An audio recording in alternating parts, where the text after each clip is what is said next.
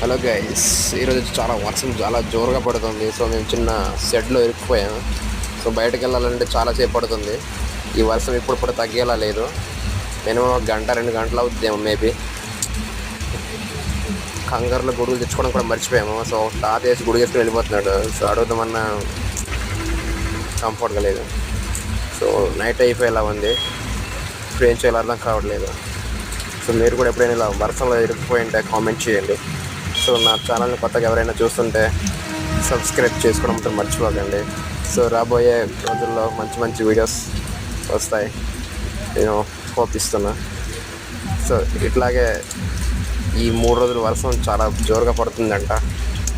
ఏం చేస్తాం.